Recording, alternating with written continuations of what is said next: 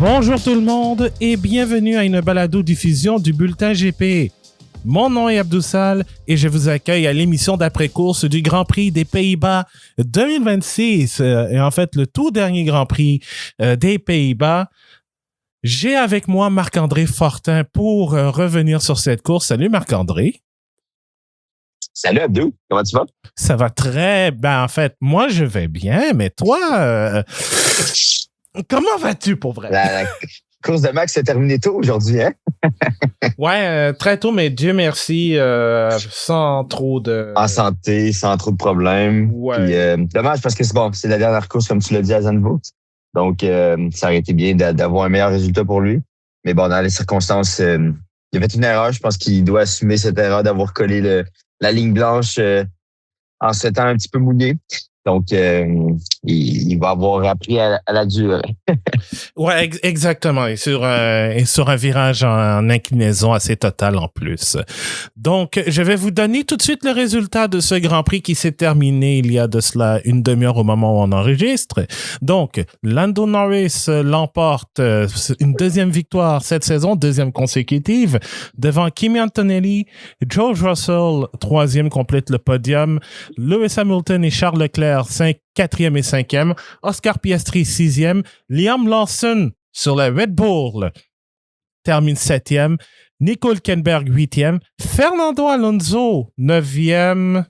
Et Pierre Gasly, dixième. Et puis, on a perdu, évidemment, Max Verstappen.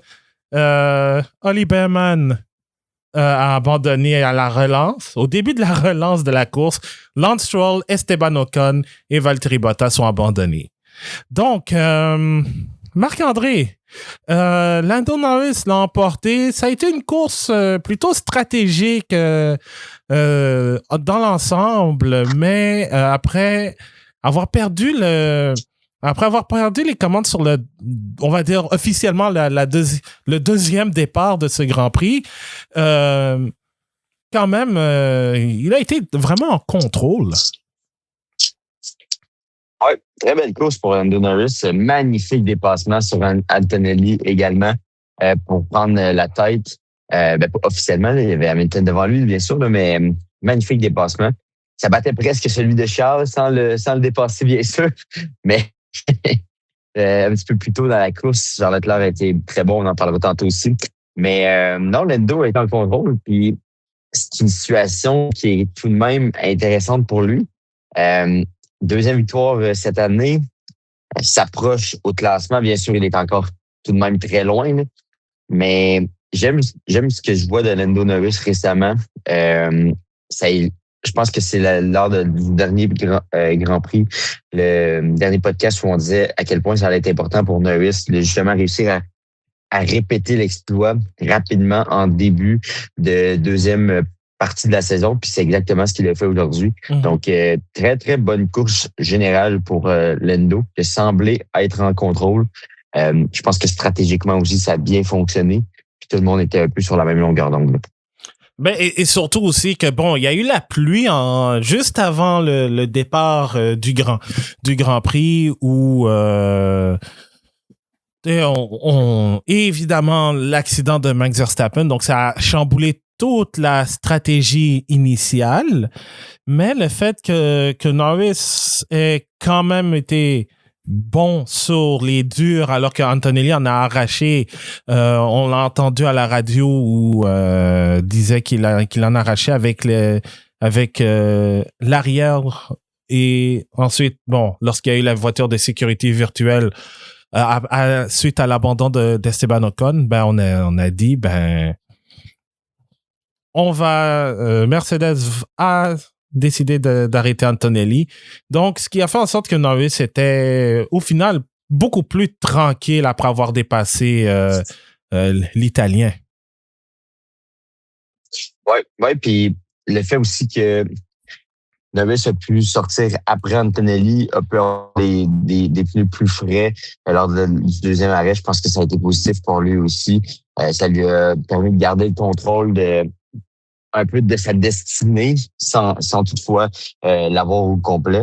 Mais c'était bien ce qu'il a fait. Je pense que a pas mal fait non plus dans cette course, mais Norris avait un léger avantage sur lui aujourd'hui. Puis c'est quand même fou parce que en termes de vitesse pure, la McLaren était très, très bonne.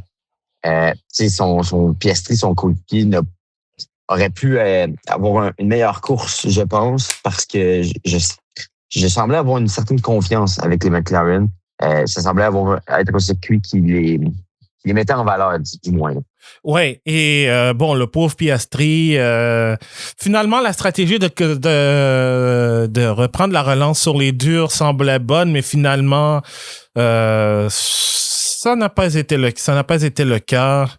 Donc, lui, il finit seul en sixième position, alors que je pense qu'il pouvait se rendre dans le top 4 aisément devant les Ferrari qui donc c'est un peu à l'image de cette saison où on voit où c'est chez McLaren un pilote qui fait bien, l'autre qui en arrache, et dans ce cas-ci c'est aisément le champion qu'il a, contrairement à Piastri, et ça donne un peu espoir aussi à McLaren pour le reste de la saison parce qu'il y a eu des mises à jour entre-temps. Et puis j'écoutais, je regardais la course sur RDS et c'est quand même un point intéressant où on a dit la dernière mise à jour majeure que Mercedes a effectuée, c'était au Grand Prix du Canada.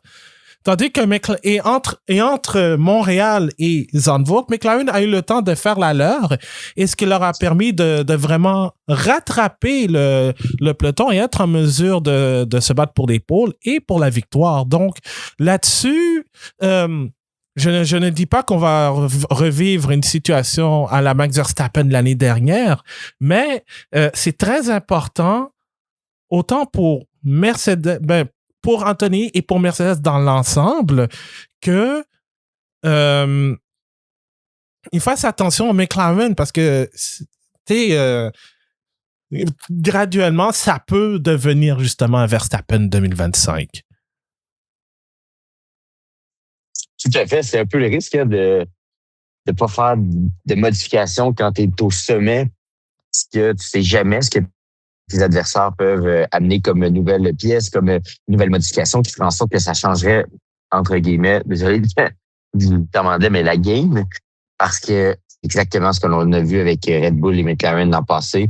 McLaren s'était assis sur ses lauriers, avait confiance en l'avance qui s'était donnée. En même temps, quand tu as cette avance-là, je peux très bien comprendre pourquoi tu pédales un petit peu moins pour améliorer ta voiture. Tu te dis, OK, j'ai une belle avance, on devrait être capable de s'en tenir. Mais il suffit qu'il y ait 2 courses où, malheureusement, ça se passe pas comme tu veux. Tu as un accrochage, tu as un problème moteur, que tout peut rapidement dégénérer. C'est pour ça que j'aime pas quand ceux au sommet arrêtent la trajectoire, parce que je pense que ça peut quand même aider d'améliorer ta voiture même pour 2027. Donc, c'est pour ça que je comprends jamais trop la stratégie. Quant à moi, continue à travailler, puis ce que tu vas amener sur ta voiture, c'est supposé pouvoir t'aider la saison après. Mais effectivement, on est loin, je crois, comme tu le dis, d'une histoire à Verstappen. Mais rapidement, peut-être que dans 1 mois, on va se reparler. Il va y avoir eu quoi? 2 courses d'ici là, peut-être? Et ça pourrait avoir changé énormément, là. Et d'ailleurs, j'ai vu ça passer samedi. Il semble que Antonelli va prendre une pénalité de grille pour le Grand Prix d'Italie. Donc, déjà, on veut... Non seulement on a peut-être... c'est le temps de mettre à jour les pièces et tout ça, mais faut pas exactement se prendre... il faut pas se prendre au piège. Mais pour revenir justement sur la course des Mercedes, ça a été une course en 2 temps. Il y a eu évidemment le moment pré-accident de Verstappen où Russell a été super lent sur le départ et Antonelli on a profité pour passer devant. Russell a perdu des positions et ensuite l'après crash où Antonelli a vraiment été assez agressif sur le départ. Je pense que c'est la première fois de la saison où je vois Antonelli assez agressif sur un départ, sachant que ça a été son talon d'Achille cette saison. Mais là, il a vraiment réussi. Il s'est mis un peu dans son contrôle, mais Norris a été capable de vraiment reprendre le dessus. Mais la deuxième place pour Antonelli, dans les circonstances, c'est pas une mauvaise chose, surtout dans la suite du championnat. Tout à fait, il l'a pas volé non plus. C'est drôle parce que j'ai eu un pressentiment quand j'ai vu le départ que Russell allait avoir quelque chose. On dirait que dernièrement, tout lui tombe sur la tête. J'avais vraiment l'impression que ça allait arriver encore une fois aujourd'hui. Puis c'est exactement ce qui est arrivé. Mais sinon, oui, Antonelli s'est bien repris. Quel départ qui lui a vraiment permis de se mettre en bonne posture parce que on l'a vu, c'est pas un endroit où c'est simple de dépasser. Donc, il fallait qu'au départ, tu puisses prendre avantage sur tes adversaires. Puis c'est pour ça que c'était autant dommage, je trouve. Je reviens sur Russell encore, qu'il perde cette position, ce moment-là, parce que je savais que ça allait le mettre dans une position très vulnérable pour le reste.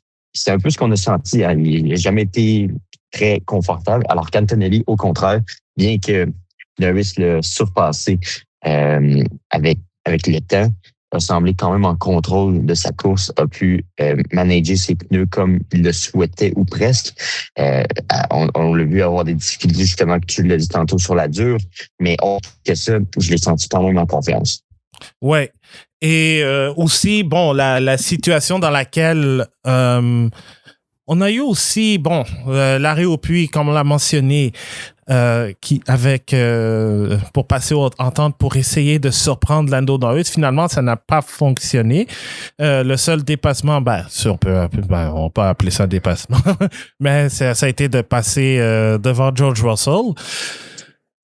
C'était une tentative. Malheureusement, les pneus de Norris, les durs étaient encore bonnes pour résister. Donc, c'était bien tenté, mais pas assez, justement, parce que après, à la relance à la voiture de sécurité virtuelle, ça a été un peu plus compliqué pour gruger du terrain.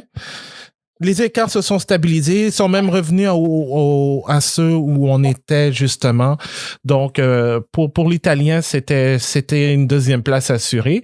Mais pour George Russell, on a parlé de son départ, mais je pense que après ce qu'il a vécu en Belgique et en Hongrie, c'était mieux. Il a gagné le sprint samedi, donc au moins il reprend un peu, mais c'est pas encore assez pour aller rivaliser Antonelli.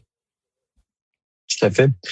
Puis c'était durant justement le reportage d'RDS que je ne sais plus qui entre les trois l'a dit, mais on dirait que Russell a de bonnes performances et ensuite tout va mal. Il ne réussit pas à avoir cette constance-là. Mais en même temps, au Canada, c'est pas de sa faute. Il y a eu plusieurs problèmes qui lui ont tombé sur la tête alors que la saison était bien entamée. Et aujourd'hui, c'est un peu la même chose. Se retrouve malheureusement du mauvais côté où la piste était un petit peu plus, ou du moins semblait un petit peu plus humide. En même temps, tu vas me dire que tout le monde en arrière était dans la même situation. Tu as raison. Puis on l'a vu sur la séquence à quel point il a réussi à bloquer Norris ou Piastri à ce moment-là. C'était Norris lors du lancement tout de même avant qu'il puisse passer. Donc j'aime la polyvalence de Russell, mais j'aimerais ça le voir être plus constant. Puis, je sais pas exactement, est-ce que c'est dans sa façon de piloter qu'il n'est pas nécessairement constant ou c'est plus sa personnalité et sa personnalité qui fait en sorte qu'il est moins constant. Mais je pense que ça va être à lui de travailler ça dans les prochains mois parce que tout n'est pas perdu pour lui encore. Oui, il n'est pas proche d'Antonelli. Ils sont quoi, une 60aine de points, tout au plus. Donc, c'est encore possible. Non, plus que ça, hein. C'est encore possible pour Norris, pour Russell, malgré que je sais pas le nombre de points qu'ils ont entre les deux, mais c'est encore possible pour lui d'acquérir de bonnes performances dans les prochaines semaines, puis peut-être changer la trajectoire là, du championnat. Ouais, exactement. Donc, je pense que c'est beaucoup mieux pour Russell. C'est beaucoup mieux, alors que j'ai sorti la calculatrice pour dire... Il y a effectivement 59 points de retard, donc tout est encore possible et il reste encore bien des Grands Prix. Bon, on ne sait pas encore qu'est-ce qui arrivera avec les 2 dernières courses de la saison, mais... Exact. 59 points, c'est rattrapable. Ouais. Là, ça va dépendre aussi, tu sais. Je pense que on l'a vu, Lewis est aussi à 59 points de la tête. Lui aussi peut venir changer la donne. Il peut venir voler quelques positions, par exemple à Antonelli ou à George durant les prochaines courses. Même chose pour Lando qui semble confortable. Donc, ça va vraiment être une fin de saison intéressante. Bien qu'Antonelli a une bonne avance, rien n'est joué. Puis je pense pas qu'il faut non plus enlever Lando Norris des possibilités, malgré que lui, il est vraiment plus loin. Là. Mais presque 80 quelques points. Donc, non, j'ai hâte de voir.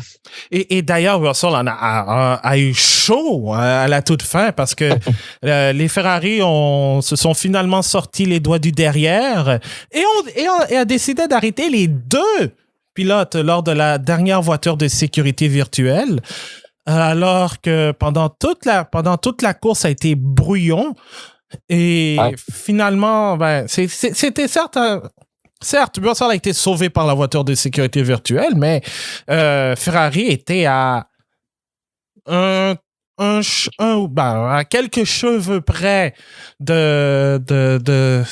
d'obtenir un podium grâce à Hamilton. Et justement, on parle du fait qu'Hamilton est à 59 points. Il va falloir justement que Ferrari soit beaucoup plus pressé. On l'a vu dans les derniers Grands Prix, c'était bien. On les voyait plus agressifs stratégiquement. Et là, il a fallu que Lewis Hamilton s'impatiente. Et on l'a entendu, je ne sais pas combien de fois à la radio, être proactif dans les stratégies, ce qui nous a fait rappeler les Sébastien Vettel ou Carlos Sainz récemment, où eux, ils se sont improvisés stratégistes pour essayer de justement faire changer les choses. Et là, disons que la voiture de sécurité est arrivée à temps pour les 2. Ouais, puis ce que j'ai moins aimé aussi personnellement, c'est le fait que Lewis s'est impatienté pour pouvoir passer devant Leclerc, alors que visiblement, il était beaucoup plus rapide. Ce que j'ai pas aimé, c'est que Ferrari n'a pas nécessairement assumé la décision de laisser passer Hamilton. Ils l'ont tout simplement fait rentrer Leclerc. Donc, pour moi, j'ai plus vu ça comme on fait rentrer Leclerc, on n'a pas besoin de prendre de décision, on a juste décidé stratégiquement que c'était mieux comme ça. Alors que je pense que j'aurais préféré qu'il y ait une décision d'équipe, tout simplement, puis après ça, si on croit que c'est le temps de faire rentrer Leclerc, on fait rentrer Leclerc, ça fait. Mais c'est ça, c'est ce que j'ai moins aimé. Sinon, rentrer à la voiture de sécurité virtuelle, j'ai trouvé ça tout de même osé pour les Ferrari parce que comme tu l'as dit, tout était brouillon. Ils ont eu des difficultés lors du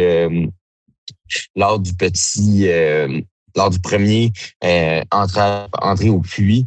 Ça a été très long pour Hamilton. Donc, j'avais l'impression que les mécanos n'étaient peut-être pas dans leur meilleure forme aujourd'hui pour Ferrari. Et finalement, la deuxième n'a pas été nécessairement mieux. Là. Je pense que ça a été 3,3 secondes.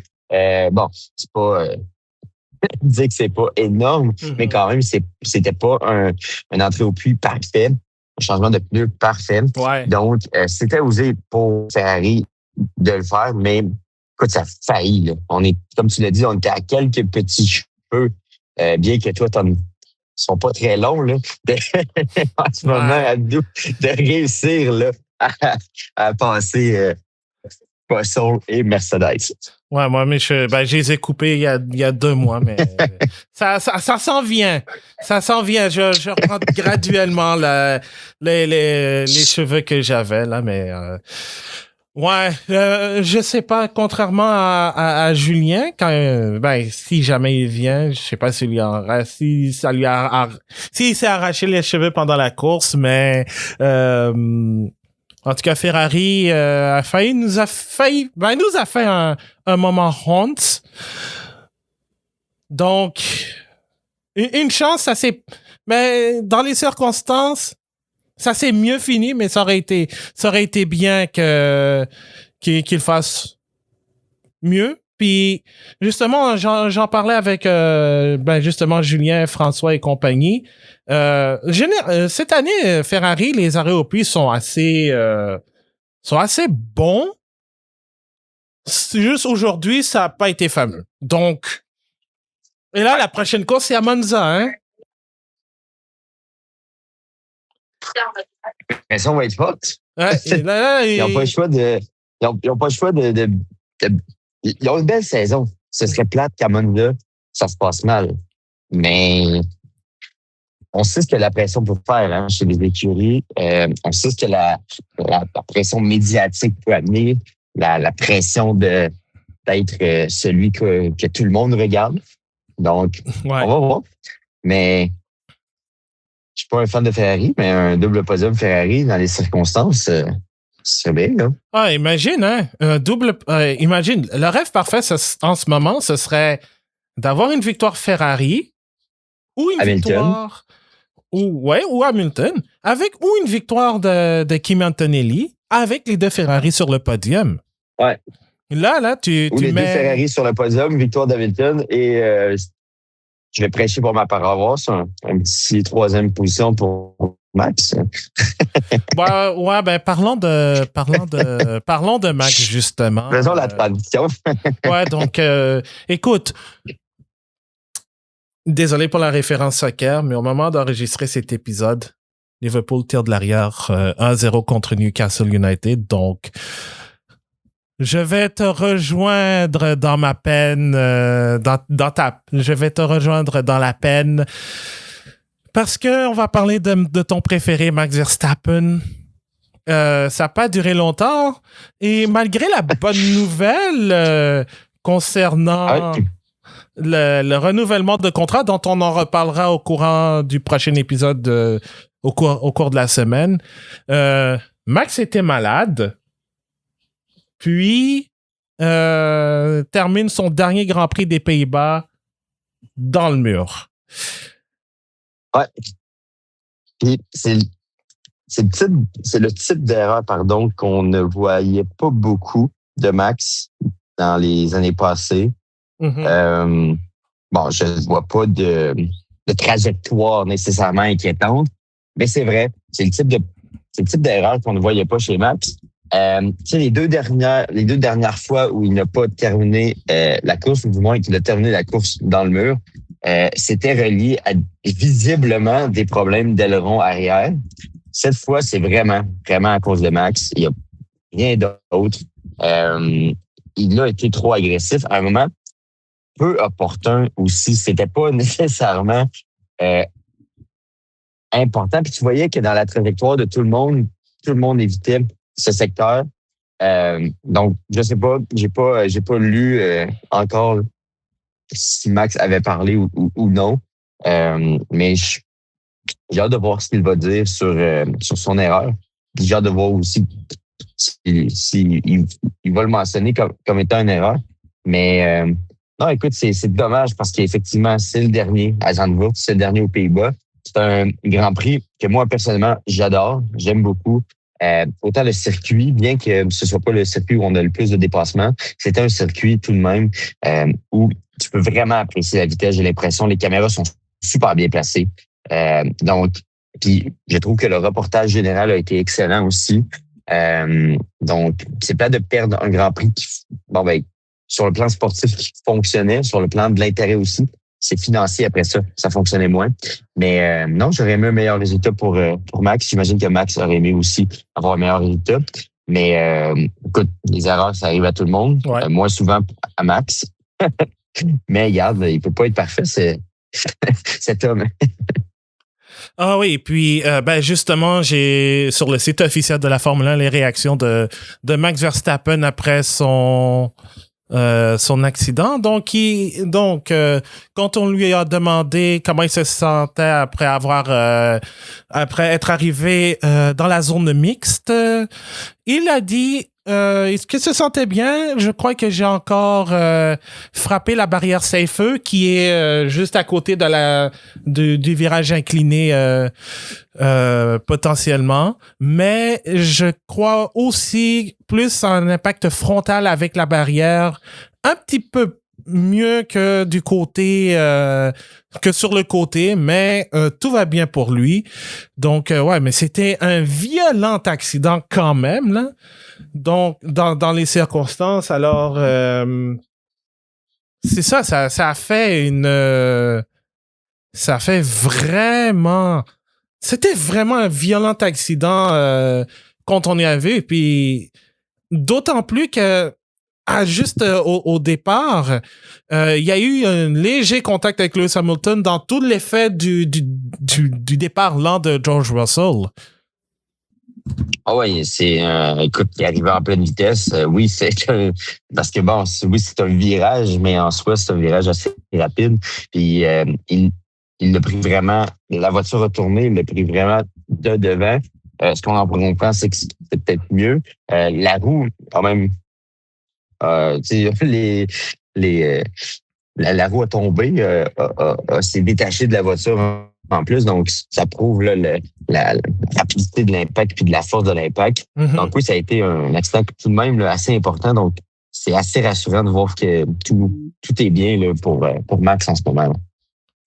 Ouais, et dans tout ça aussi, t'avais Pierre Gasly qui l'a presque perdu. Mm-hmm. Et Gabriel Bortoleto qui a fait un tête à queue aussi, et Nico Hülkenberg qui a été extrêmement chanceux d'avoir évité de T-bone son propre coéquipier dans un moment qu'on a tous qualifié de moment Days of Thunder. D'ailleurs, le 2 est apparemment en préparation. Donc, mais plus sérieusement, on a... Je dois saluer la réaction des pilotes dans tout ça. Tout à fait.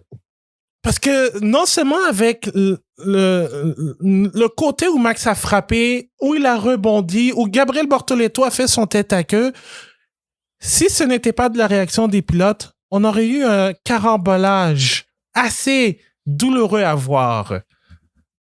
Tout à fait. C'était, tu sais, Max est vraiment revenu en milieu de la piste. Les réflexes sont incroyables des pilotes quand même parce que tout va vite malgré tout. Tout le monde a pu éviter le pire parce que comme tu le dis, ça aurait pu être assez violent comme impact. Autant pour Toretto que Max dans les deux cas. Donc, heureusement que tout s'est bien terminé aussi et sans autres victimes collatérales des deux incidents, autant celle de Bortoleto que celle de Max. Exact. Et et aussi le fait que la piste est encore détrempée à cet endroit, ça n'a clairement pas aidé. D'ailleurs, là, je suis en train de regarder en même temps que le match l'après-course de la F1 et puis il montre Arvid Lindblad qui a été pénalisé pour ne pas avoir respecté les drapeaux jaunes, ce qui lui a valu un passage au puits obligatoire comme pénalité. Et il se battait pour les points, justement, Lindblad. Donc, dans tout ça, il y a eu... Verstappen a été le grand perdant. Bortoleto a été aussi, après un magnifique samedi. Mais les grands perdants ont été Lindblad, mais aussi Franco Colapinto qui a eu la même pénalité de passage au puits. Et surtout avec, Gasly qui roulait avec une évolution de la Alpine. et que Colapinto aura possiblement lors du prochain Grand Prix, ça fait un peu mal pour l'Argentin. Ouais, puis en plus, on a pu voir qu'il y avait des petits fans argentins dans la foule durant le reportage. Effectivement, ça fait un peu mal. Puis comme tu l'as dit, l'évolution moteur, l'évolution de voiture et tout ça, c'était lui qui l'avait. Donc effectivement, c'est dommage pour lui. Puis tiens, en même temps, ça vient à un moment où Alpine tente de se sortir un petit peu d'une torpeur et là, tout ça arrive. Donc non, c'est pas la course parfaite là, pour Colapinto et pour Alpine. Ouais, et parlant des rivaux d'Alpine Racing Bulls, dans tout ça, on parle du nouveau coéquipier de Arvid Lindblad, Yuki Tsunoda, qui a terminé 11e. Et écoute, certes, Lando Norris est officiellement le pilote du jour. Fernando Alonso mérite, avec Nico Hülkenberg, une mention assez honorable, mais pour moi, Yuki Tsunoda mérite tous les applaudissements parce que il arrive, bon, pour remettre en contexte, peut-être vous le savez déjà, Isaac Hadjar s'est blessé au poignet, à la main, apparemment, selon la BBC, suite à un entraînement de boxe. Donc, Liam Lawson va remplacer Hadjar chez Red Bull, donc un retour c'est une 3e course pour Lawson chez Red Bull, et il marque des points, d'ailleurs, on en reparlera. Et c'est Yuki Tsunoda qui va remplacer Lawson chez Racing Bulls. Mais pour vrai, Yuki Tsunoda arrive dans un week-end sprint avec aucune expérience avec cette génération actuelle de voitures, hormis la simulation, puis il se met déjà 12e, 11e. C'est déjà, pour moi, c'est une très bonne performance de sa part compte tenu des circonstances. Oh, je crois qu'on a perdu Marc-André. Vraiment, complètement même. Je te dirais que c'est beau à voir quand même. Puis... Oh! Non, c'est bon. Est-ce que tu m'entends? Oui, je t'entends. Allô? Ouais, je t'entends. Excuse-moi. Bon, génial. Donc, c'est formidable de voir que Tsunoda peut arriver comme ça, puis connaître une telle performance, arrive à la porte des points malgré tout. Puis je pense que tout le monde le sait que la simulation est loin d'être l'effet d'une vraie voiture, bien que tu puisses t'en rapprocher. Parlons-en à Lewis Hamilton. Donc, c'est super de voir que Tsunoda peut faire ça. Puis, c'est là l'importance aussi du 3e pilote. Je pense qu'on l'oublie souvent. On néglige peut-être un petit peu cette position-là, mais c'est important d'avoir quelqu'un de compétent à cette position-là parce que c'est un sport hyper dangereux. Mm-hmm. On n'est pas à l'abri des blessures. Et là, dans le contexte de Hadjar, c'était banal en entraînement. C'était une blessure banale en entraînement, mais quand même, tout peut arriver en course. Donc, c'est important d'avoir quelqu'un qui puisse réagir rapidement puis venir en support aux équipes. Et c'est exactement ce que Tsunoda a fait. Et ce qui est encore plus beau, c'est que Tsunoda s'est fait tasser à la fois de Red Bull que Racing Bulls. Tout de même, il est resté dans le giron de l'équipe et maintenant a coursé avec Racing Bulls pour la première fois depuis un certain temps et obtient quand même un très bon résultat malgré qu'il n'a pas eu de points. Il a dépassé Lindblad, il a passé plusieurs autres pilotes. Donc, ouais, chapeau pour Yuki Tsunoda qui a réussi son retour, entre guillemets, là, en F1. Oui, clairement. Et je dois dire aussi que il a été impliqué dans toutes sortes de batailles, surtout avec son bon ami Pierre Gasly. Je sais pas si toi aussi t'as regardé RDS, mais il y a eu un moment où on a manqué un bout de ce duel. Soit c'était entre Gasly et Tsunoda ou Gasly et Lindblad, mais vraiment, je pense que Tsunoda était vraiment dans le coup pour se retrouver dans les points. Alors, j'aime beaucoup, beaucoup, beaucoup ce que j'ai vu de Tsunoda. Il y a des chances de revoir Hadjar d'ici le Grand Prix d'Italie. Mais déjà pour Tsunoda, ça donne une bonne impression. Mais on va parler de Liam Lawson aussi, parce que comme il finit 7e, c'était un bon week-end de sa part. Et pour moi, j'ai envie d'aller dans Hot Take. Déjà que, j'ai essayé de limiter mes Hot Take après celui que j'ai fait sur Carlos Sainz. J'en reparlerai lors du podcast de la semaine. Mais je pense que le problème avec... le problème était plus Horner et Marco plutôt que Lawson. Quand il était chez Red Bull, parce que regarde comment Lawson s'est débrouillé avec la Red Bull. Ouais, Lawson, c'était un retour chez son ex. Ouais. Mais je suis quand même, tu sais, Lawson, j'ai un amour-haine envers lui. On dirait que le mot haine est très fort, là, mais ça, c'est bizarre parce qu'on dirait qu'il peut être superbe avec une voiture compétente. Il peut être incroyable avec une voiture, avec une moins bonne voiture, mais son inconstance me fait tellement peur.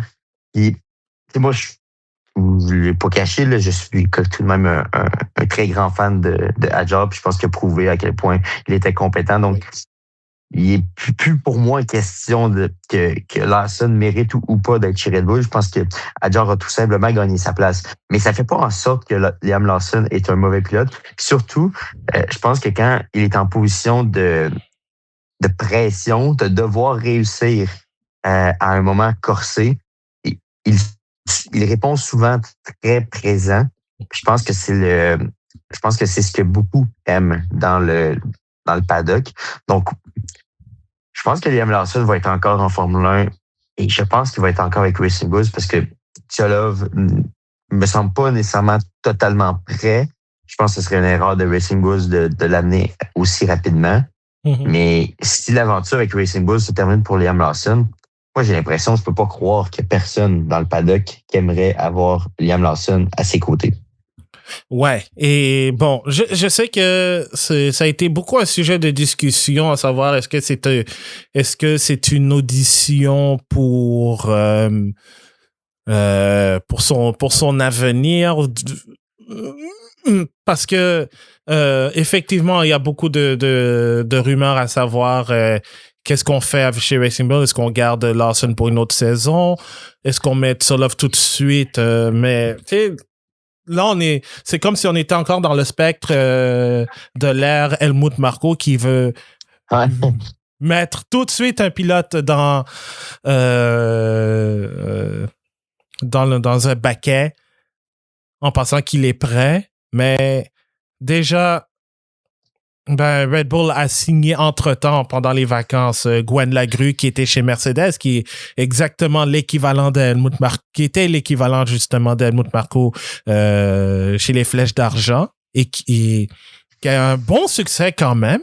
Alors, je me demande quelle va être la philosophie maintenant sous son règne, et est-ce que c'est mieux d'attendre là que ce soit mieux, ou on le met tout de suite et puis on dit regarde, vas-y, fais ce que tu peux, puis on te jugera après si tu as droit à une deuxième chance, ou on t'aime.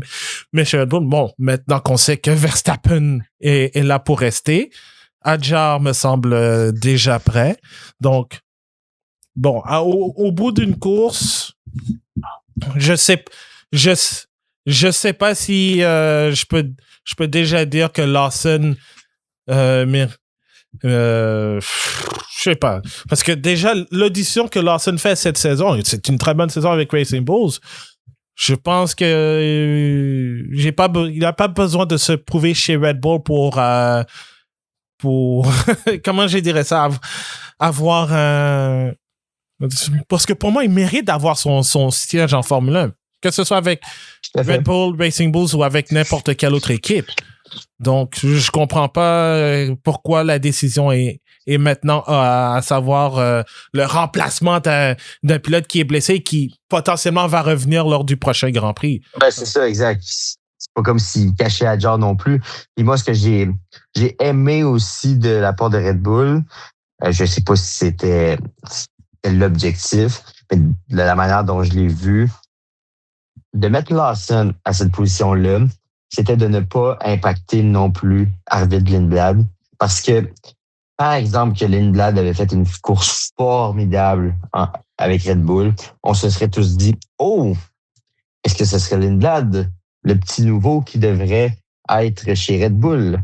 Là, en mettant Lawson, tu mets pas de chaleur sur personne. Tu mets Lawson qui est déjà identifié comme étant, j'ai de la misère à croire que tu le ramènerais chez Red Bull. Donc, puis Lindblad, ben, il fait bien chez Racing Bulls. Tu le laisses là, puis il y a pas de discussion additionnelle sur, oh, est-ce qu'on devrait remplacer Adjar? Je pense qu'avec Liam Lawson, on est un peu protégé par cette possibilité, entre guillemets. Ouais. Et puis, en même temps, Lawson connaît très bien la voiture, la génération actuelle de la voiture, donc ça aide. Et puis Tsunoda, c'est quand même le pilote de réserve pour les deux équipes, donc ce qu'il a fait aujourd'hui, c'était assez bien. Et puis ça temporise un peu les attentes des équipes. Alors, moi, je pense que c'était le choix à faire, personnellement, et ça a rapporté bon. Lawson marque des points pour Red Bull. Il a bien fait. Ouais, à part peut-être la pénalité de 10 secondes qui s'est prise, mais qui n'a pas eu d'impact sur son résultat final. Donc, dans la SAP, ça a été un week-end réussi pour Lawson. Ouais, vraiment. Ça a été un très beau week-end. Puis, comme tu dis, c'est vrai qu'il connaît la voiture. C'est vrai qu'il peut être confiant dans la voiture rapidement et amener des résultats pour son écurie. Puis, tu vois, maintenant, il a bien terminé quand même. Il a bien fait. Et j'ai très hâte de voir ce qui va se passer dans le cas de Liam Lawson. Mais moi, je lui souhaite, écoute, il s'est fait barouetter comme jamais, ce pilote. Donc, j'ai toujours un peu de sympathie pour lui au moment de le voir réussir. Là. Ouais, exactement. Donc, je suis quand même content pour lui qu'il ait pu se prouver. Par contre, s'il y en a pour qui je suis pas très, très fier d'eux, Williams. Oh boy. Hey, belle manière de... Hey, belle manière de célébrer la prolongation de contrat des deux pilotes avec un accrochage. Boy. C'était pour remercier les patrons. Ah oui, hein? C'était une bonne idée, hein? Boy. Oh là là. Hey boy. Et c'est Carlos Sainz qui s'est retrouvé coupable. De toute façon, c'était clair et net, là. Je pense que... Hey boy. C'était drôle. C'est ça. Mais c'était tellement une mauvaise défense de la part de Carlos. On dirait que s'est senti menacé trop tard. Il a juste voulu réagir. Il a tout simplement pas réussi à réagir. Ouais. Boy. Et puis une chance que c'était pas pour des points. Parce que ça aurait été encore plus humiliant. Exact. Ben oui, c'est ça, exact. Là, au moins, il se battait pour rien, entre guillemets. Mais c'est fou, là. Ah ouais.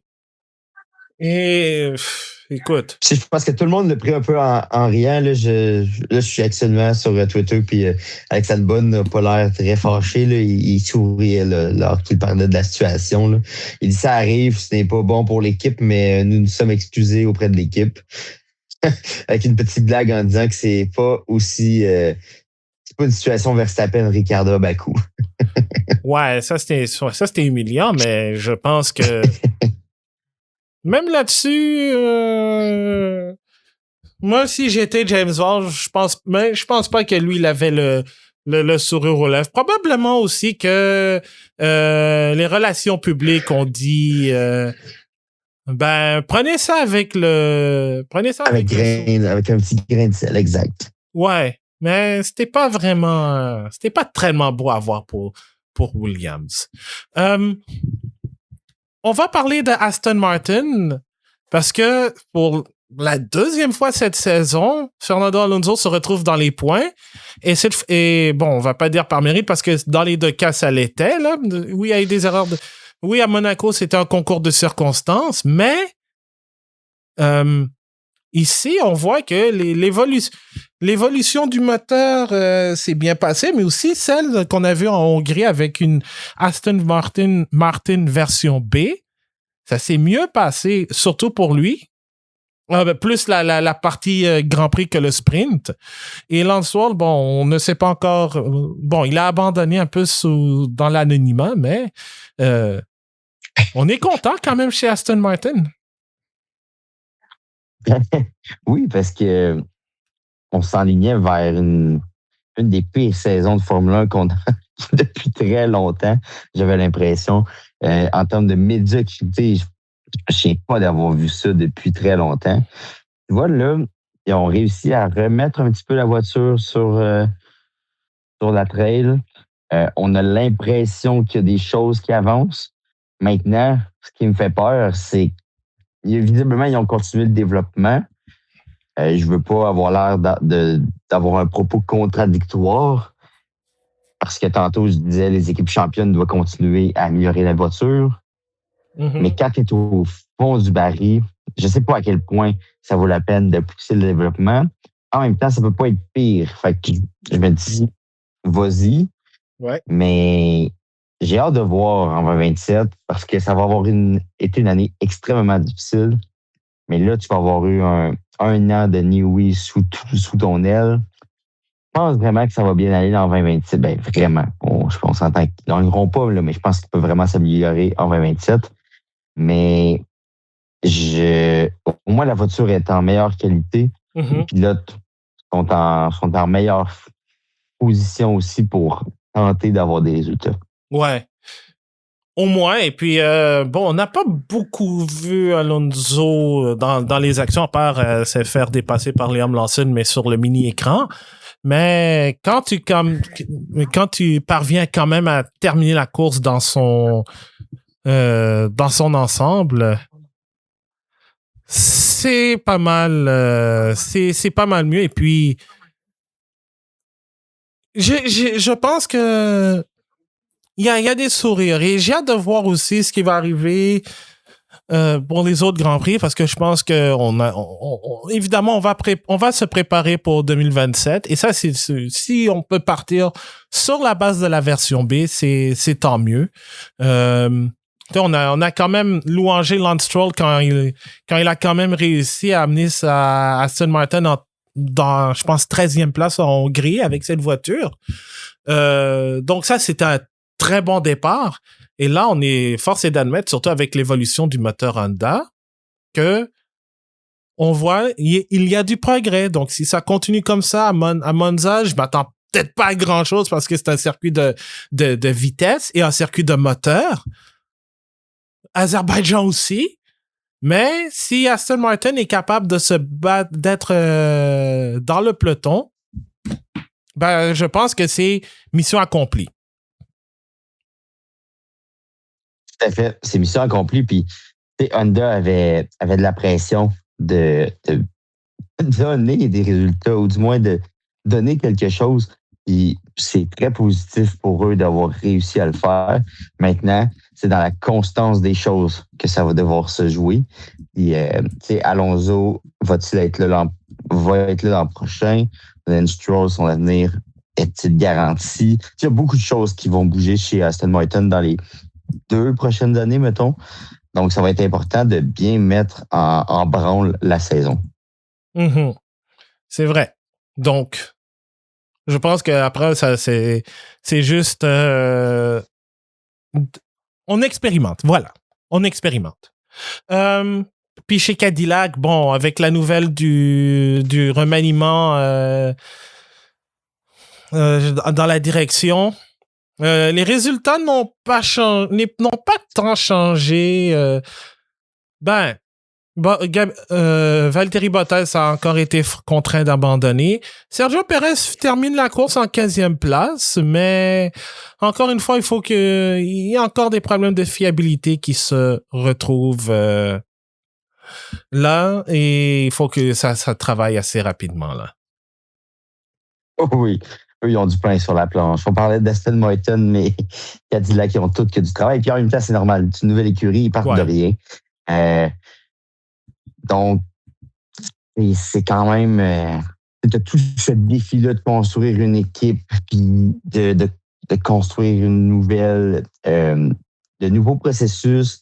Et que j'en veux pas à Cadillac non plus d'avoir de la difficulté comme ça, c'est normal.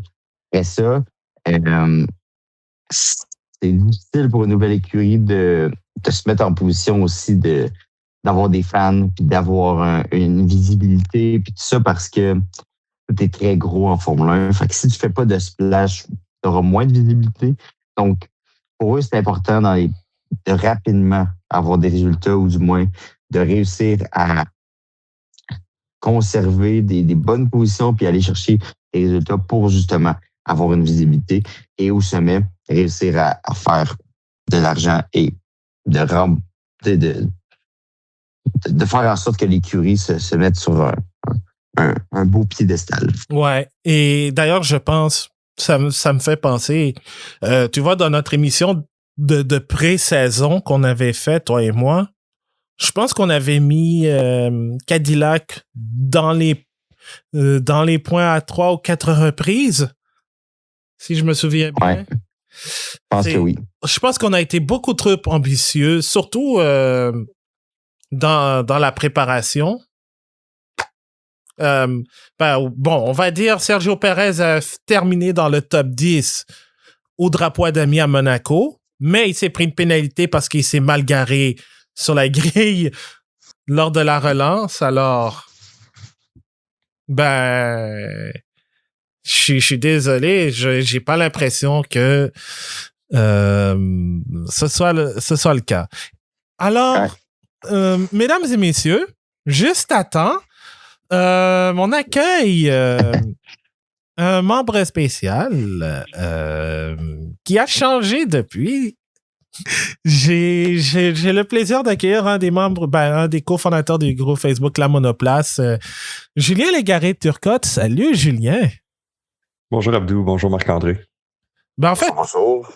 Il faut que je vous mette parce que c'était quand la dernière fois, Julien, que tu étais au podcast du Bulletin GP?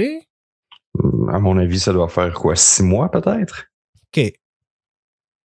Parce que là, on peut dire officiellement, tu es papa. Tout à fait. Donc, on savait depuis un bout, mais officiellement dans ce podcast, on tient à te féliciter. On est très content que ta conjointe et l'enfant se portent bien depuis. Donc, je te remercie infiniment, Abdou. Puis écoute, j'espère être en mesure, sans lui imposer, mais quand même être en mesure de transmettre ma passion du sport automobile à mon enfant. Je pense que c'est un bel héritage à donner. Puis j'espère qu'il pourra être passionné puis vivre l'ensemble des émotions que j'ai pu vivre au cours des années en suivant notamment la Formule 1. Et surtout, comment j'ai dit à ça, être patient en étant fan de Ferrari.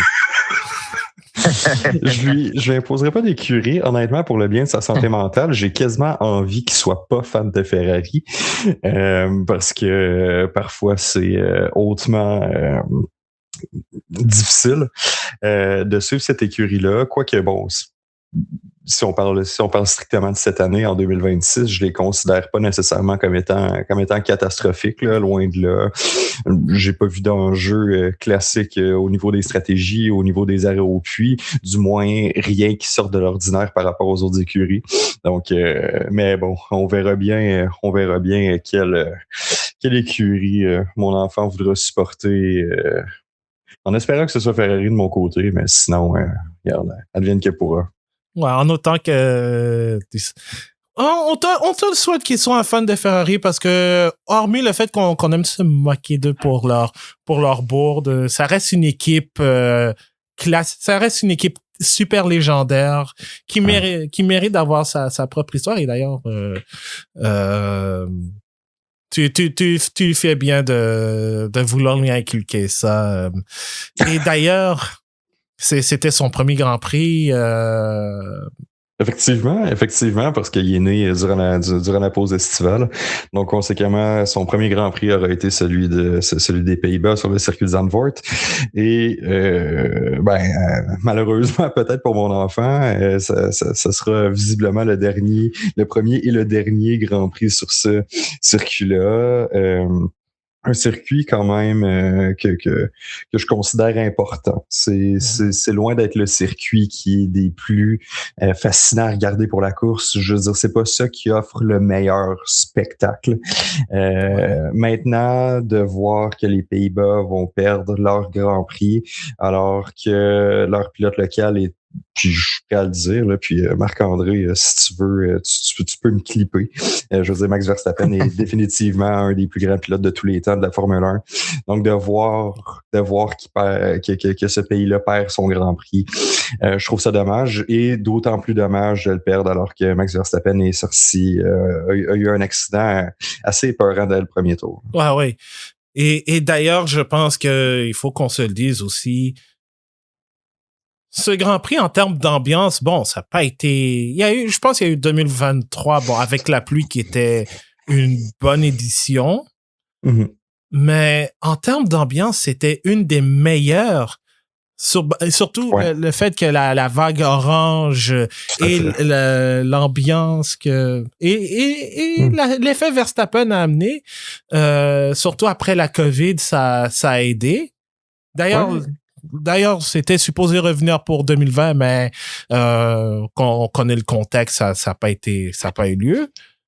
Donc, je pense que c'est le seul circuit qui ont officiellement dû mettre des directives en vigueur pour bannir les fumigènes. Puis même lorsqu'ils l'ont fait, ça n'a pas tant fonctionné. Quoique cette année, du moins sur les images télévisuelles, j'ai pas vu j'en ai pas vu. En même temps, cette année, encore une fois, la direction télévisuelle nous a fait manquer plein de trucs, donc je suis pas si étonné non plus. Non, écoute, la direction TV, cette année, c'est pas fameux. Et puis, pourtant, c'était un Grand Prix, bon, certes, hautement stratégique. Ouais. On a eu des belles batailles. Écoute, on est surtout au milieu du peloton. Je sais pas, le découpage éditorial était pas fameux. Et pour un Grand Prix que beaucoup va manquer. Bon, ça va être remplacé par le Portugal qui va avoir au moins des partisans parce que c'était surtout en matière de COVID. Ben, Dieu merci. Au moins, le fait... Et en plus, au moins, Zandvoort nous a laissé de beaux souvenirs et en plus, avec les spectacles après les courses, surtout avec les DJ, Martin Garrix qui était là. Je pense, je me souviens plus avec qui d'autre, Tiesto ou... je crois, oui. Les Pays-Bas qui sont très connus par avoir une grande culture, une grande effervescence avec la musique électronique là, de façon générale, là, tout comme plusieurs pays scandinaves. Là. Donc, effectivement, il y avait le don de donner des excellents spectacles là, entourant la fin de semaine du Grand Prix des Pays-Bas. Ouais, donc ça au moins, ça a permis d'aider... ça a permis au moins de mousser l'ambiance aux alentours du circuit. Donc, c'est dommage. Ce Grand Prix va nous manquer, mais ça ne veut pas dire que c'est fini, hein, parce que ça a quand même pris 36 ans entre le dernier Grand Prix en 85 puis celui de 2021 pour que ça revienne. Alors, qui sait, hein? Si jamais les gouvernements décident ou des investisseurs privés, je sais que c'est pas le mot le plus intéressant dans le monde du sport actuellement. Mais s'il y a quelqu'un qui veut investir pour retourner le Grand Prix de Pays-Bas, ça va se faire avec plaisir. Mais Julien, juste avant que je parle de la F1 Academy, que je donne les résultats, en général, comment as-tu trouvé la performance de ton équipe préférée cette fin de semaine? La performance... En fait... J'ai trouvé le pace était relativement bon de Ferrari. J'ai pas trouvé ça médiocre. Il était à une position que je trouvais intéressante.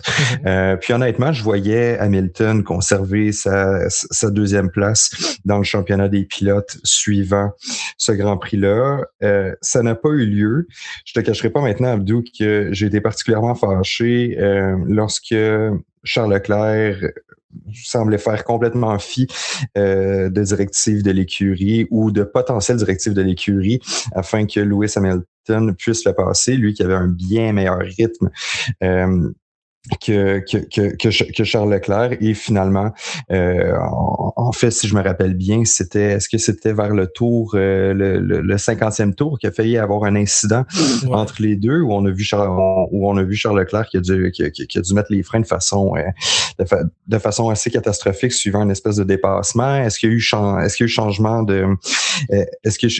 de voie dans la zone de freinage de la part de Lewis Hamilton? Moi, personnellement, je l'ai pas vu, mais à tout événement, il a failli avoir un incident assez dramatique entre les deux, ce qui aurait miné l'ambiance chez Ferrari en premier lieu, et puis qui aurait coûté des points épouvantables. Donc ça, j'ai pas particulièrement apprécié. J'ai l'impression que Ferrari est un peu... ne savait pas quoi faire de ses pilotes, ne savait pas comment établir vraiment une stratégie d'équipe. Donc, on a laissé, on a un peu laissé la situation se détériorer. Puis au final, ben ça aurait été mauvais pour les deux pilotes en bout de ligne. Donc, écoute, moi, est-ce que je suis satisfait? Je veux dire, performance de la voiture en soi, ça m'apparaissait bien. Performance dans les arrêts au puits, ça m'apparaissait bien. Les stratégies également. Mais c'est vraiment entre les deux pilotes que le tout a bien failli virer au Barcelone 2016. Et bon, heureusement, on l'aurait évité, et c'est là mon bémol par rapport à Ferrari aujourd'hui. Ouais. Et là, est-ce que ça donne espoir pour Monza dans 2 semaines? Est-ce que ça donne espoir pour Monza? Je pense que Ferrari va être extrêmement sous pression cette année à Monza. On me dira chaque année, la pression est grande pour Ferrari à Monza. Maintenant, la vitesse en ligne droite des Ferrari aujourd'hui, ça semblait pas être ce qui était le plus important en fait. Puis tu me corrigeras, Abdou. Les voitures qui ont eu la meilleure performance en ligne droite, je pense que c'est les Alpine, potentiellement avec Pierre Gasly aujourd'hui, ce qui m'a quand même surpris. Est-ce que je suis en confiance Oui et non, en ce sens que dès maintenant, Ferrari doit clairement avoir un débrief avec ses pilotes pour dire, si telle situation se produit, voici comment vous devrez agir, je pense. Puis je suis pas nécessairement le plus grand fan le plus grand fan de ces éléments-là, mais je pense que Ferrari va devoir avoir des directives d'équipe pour Monza, sans quoi on peut se retrouver dans une situation extrêmement embarrassante devant le peuple italien. Ah oui. Et puis on l'a dit avec Marc-André, notre podium de rêve, ce serait les deux Ferrari avec l'Italien. Avec Kimi Antonelli. Exactement. Ça, c'est votre podium. C'est le podium de rêve de Marc-André. Je veux l'entendre. Ah non, lui, il a dit Max Verstappen sur le podium. Tu sais, ce serait son podium de rêve.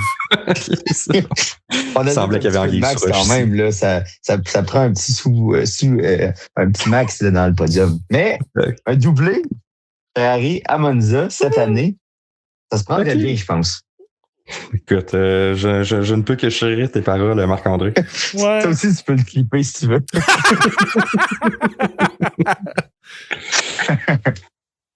Super. Ah non, mais ce serait magnifique. Ce serait vraiment magnifique que ce soit le cas. Donc, je vais vous donner tout de suite, avant de passer à la F1 Academy, le classement des pilotes après ce Grand Prix d'Italie. Bon, en attendant pour voir s'il n'y a pas eu de disqualification ou quoi que ce soit, mais ça me semble pas être le cas. Alors, Kimi Antonelli continue de mener le championnat avec 242 points. Derrière, il y a George Russell et Lewis Hamilton qui sont à égalité avec 183 points, mais c'est Russell qui est deuxième compte tenu du nombre de victoires qu'il a. Lando Norris est quatrième avec 159 points. Charles Leclerc est cinquième avec 155 points. Max Verstappen, sixième avec 112 points. Oscar Piastri, septième avec 104. Isaac Hadjar, qui n'était pas là, est huitième avec 68 points. Liam Lawson est neuvième avec 49 points. Et Pierre Gasly, dixième avec 44 points. Au classement des constructeurs, Mercedes est toujours en tête avec 425 points. Ferrari, deuxième avec 338 points. McLaren, troisième, 263. Red Bull, 186. Racing Bulls, cinquième avec 66 points. C'est 3 de moins que Alpine avec 63. Haas est septième avec 21 points. Audi se rapproche de Haas avec 16 points. Williams est 9e avec 11 points. Aston Martin a maintenant 3 points grâce des 3 récoltés par Fernando Alonso à Monaco et aujourd'hui à Zandvoort. Et finalement, Cadillac avec un 0 pointé. C'était aussi le retour de la F1 Academy dont la dernière course était à Silverstone, mais cette fin de semaine, c'était à Zandvoort. Donc, 2 courses, l'épreuve inversée qui a eu lieu samedi. Peyton Westcott qui représentait Mercedes a remporté cette épreuve dans le show Alba Larsen qui a terminé deuxième alors qu'elle partait de la 7e place. Nina Gaidman, qui représente Alpine, a terminé troisième, un podium à la maison. Et Esme Kosterman, qui représente Lego, quatrième, son meilleur résultat de la saison et en Formule Academy. Et Ella Lloyd, qui représente McLaren, termine 5e. Dans la course principale qui a eu lieu dimanche matin en se levant, Alicia Palmowski, qui a eu un samedi difficile où elle a calé lors du départ, a remporté l'épreuve devant Alba Larsen qui l'a talonné pendant un bon moment durant l'épreuve et Nina Gaidman qui complète avec une autre troisième place. Natalia Granada qui représente Sephora est quatrième et Elma Felbermeyer complète le top 5 de cette épreuve. Alors, au classement des pilotes que je vais vous donner tout de suite. Donc, Alicia Palmowski est toujours en tête avec 136 points, devant Elma Felbermeyer en deuxième place avec 88 points. Nina Gaidman est troisième avec 71 points. Alba Larsen est quatrième avec 59 points et à égalité entre Peyton Westcott et Megan Bruce à la 5e place avec 49 points. La prochaine épreuve, ce sera en octobre à Austin au Circuit des Amériques où il y aura 3 courses compte tenu du fait que l'épreuve qui était organisée à Jeddah a été annulé pour la guerre entre les États-Unis et l'Iran. Donc, ceci va compléter cet épisode d'après-course du Bulletin GP. Notre prochain épisode, ce sera cette semaine. On va revenir sur les prolongations de contrat de Max Verstappen chez Red Bull et des deux pilotes Williams avant le mini-désastre qu'on a eu en fin de course. Donc, ce sera disponible sur toutes vos plateformes de podcasts préférées, Spotify, Apple Podcasts et sur YouTube. On est aussi sur Facebook et Blue Sky @ le bulletin GP. Et évidemment, il y a toujours le groupe Facebook La Monoplace où vous pouvez discuter de tout et de rien, de la Formule 1 et des autres courses, des autres séries automobiles, à l'exception de l'IndyCar qui a lieu en fin de semaine. Ça, on s'en calisse. Ouais, non, je suis sérieux, on s'en calisse. Oui, tout à fait. On s'en calisse. Absolument. Donc, Marc-André, merci beaucoup d'avoir été là. Merci à toi, Abdou. C'est toujours un plaisir de se joindre à toi après les courses. Et c'est réciproque. Et Julien, merci d'être venu. Nouvellement, papa, on te souhaite évidemment... je te l'ai déjà dit en privé, mais officiellement, on te souhaite tout le bonheur pour toi, ta conjointe et surtout l'enfant pour qu'il puisse être épanoui. Je suis aucunement surpris. Vous allez être d'excellents parents. Je te remercie infiniment, Abdou, pour tes bons mots. Puis ça va me faire plaisir de revenir au podcast quand même lorsque le temps le permettra. Ah oui, il n'y a pas de stress. Évidemment, comme tu sais, la porte est toujours ouverte. Alors, mon nom est Abdou Sall. On continue toujours de rouler avec le bulletin GP. Ah, tabarnak. C'est... on va couper ça parce que Liverpool vient de se faire marquer. Bonne journée. Allez, bye. Je vais aller m'augréer après. Salut tout le monde.